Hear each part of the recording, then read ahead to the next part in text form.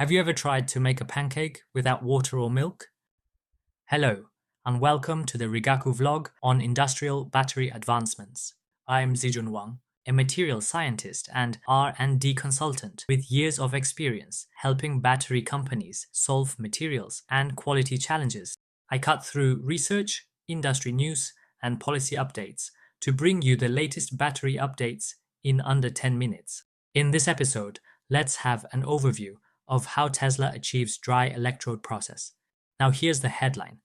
Tesla's latest quarterly update states that they now produce dry electrode 4680 cells with both anode and cathode in Austin.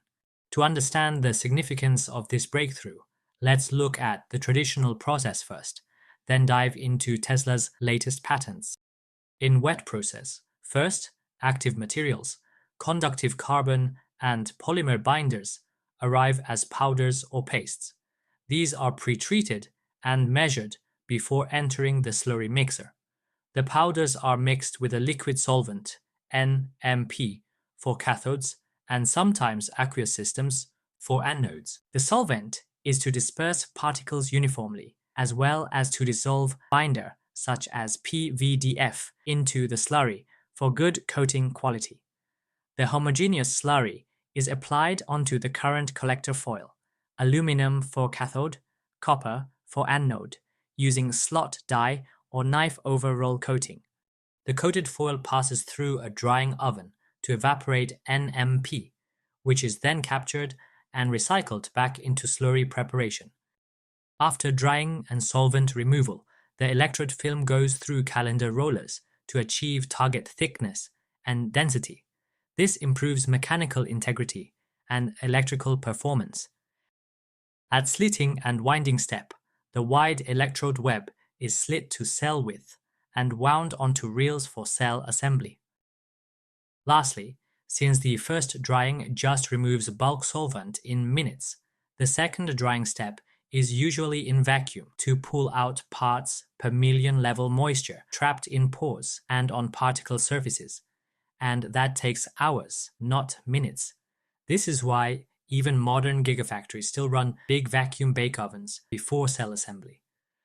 In the process flowchart, solvent drying looks like a single unit operation. But in manufacturing reality, the drying section can be 30 to 100 meters long, dominating both footprint and energy use. The drying ovens are one of the biggest energy sinks in the factory. Typically, each kilowatt hour of finished cell capacity costs 30 to 55 kilowatt hours of thermal and electrical energy. Beyond energy and footprint, drying introduces another fundamental problem: carbon binder domain migration and microstructural gradients in the electrode. In this particular example, here's what happens. At first, slurry is homogeneous. Active particles, additive particles, and binder are suspended in solvent. Particles are mobile.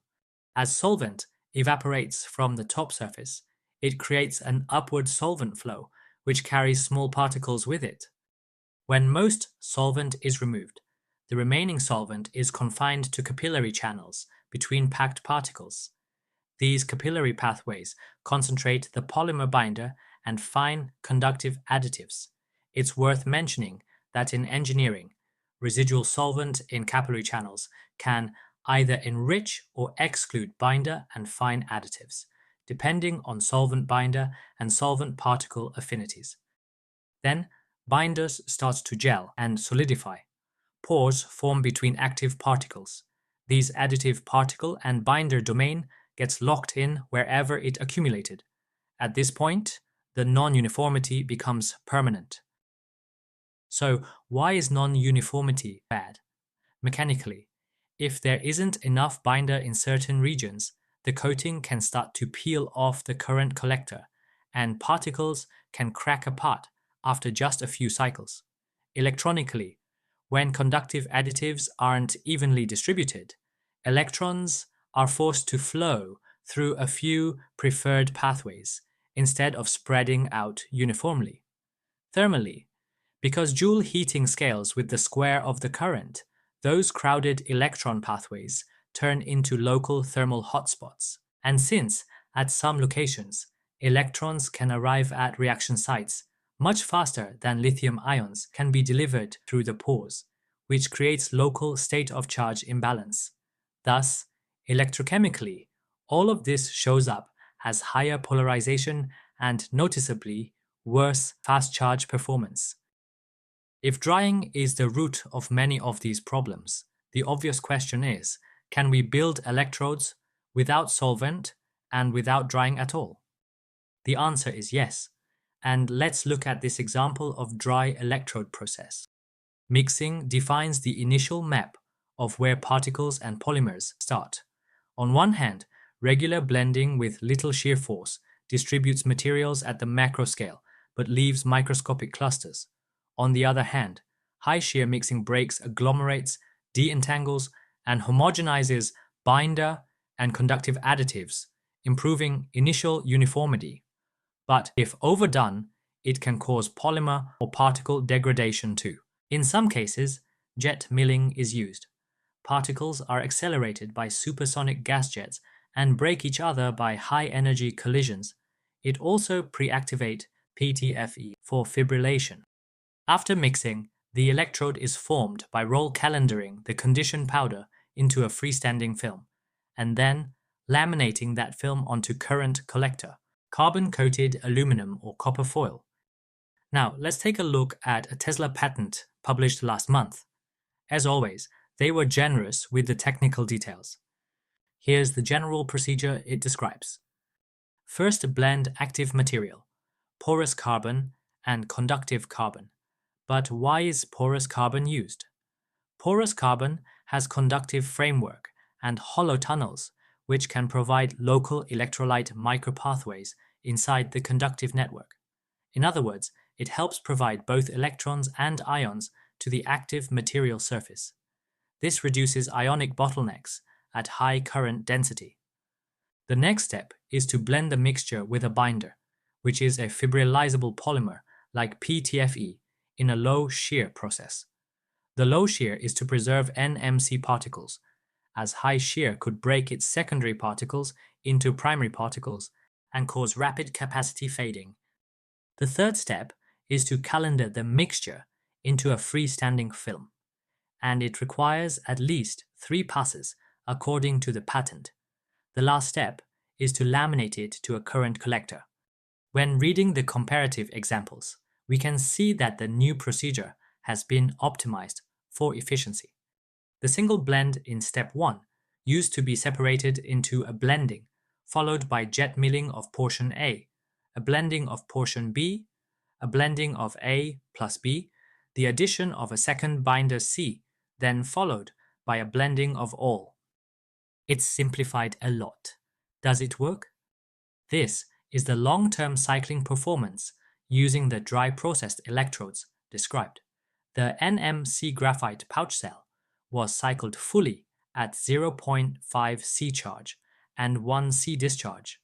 With an aerial loading of 4 mAh per square centimeter, the cell retained close to 90% of its capacity after 2000 cycles. Rate capability was reported. They tested 5 pouch cells made with dry-coated NMC 111 cathodes and graphite anodes with an aerial loading of about 4 mAh per square centimeter. All 5 cells still retained over 90% of their capacity at a 2C discharge rate. The dry-coated electrodes showed good reproducibility and high rate performance, likely because the dry process lowers contact and charge transfer resistance, boosting both power and energy density. Lastly, how is the dry process compared with wet process? Here's the comparison of 2 pouch cells, one made with dry-coated electrodes and one with conventional wet-coated electrodes, using the same NMC 111 cathode and graphite anode at a high aerial loading of 5 mAh per square centimeter. After normalizing capacity at low charge rate, the dry-coated cell clearly held more capacity than wet-coated cell at all higher discharge rates. Here's an incomplete summary of experiments described in the patent. Pause and check details if needed. So, why does this matter? First, dry coating matters because it fundamentally lowers manufacturing cost. There's no slurry makeup tank, no 100-meter drying oven, and no solvent recovery system. You're removing one of the most expensive unit operations in battery manufacturing. Second, it can increase energy density. Binder doesn't store lithium, it's dead weight. Tesla's dry process pushes binder down to roughly 1 to 2%, which lets Tesla reach active material fractions around 97 to 98% in thick electrodes. Third, dry coating helps fast charge at thick electrode loading.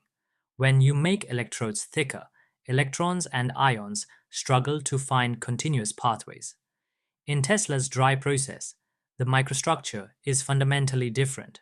Porous carbon creates a three-dimensional conductive scaffold, and PTFE fibrils weave that scaffold into a continuous mechanical and electrical network.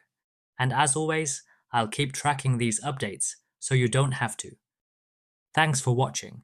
If you're as excited about batteries as we are, hit like, subscribe, and stay tuned for the next episode.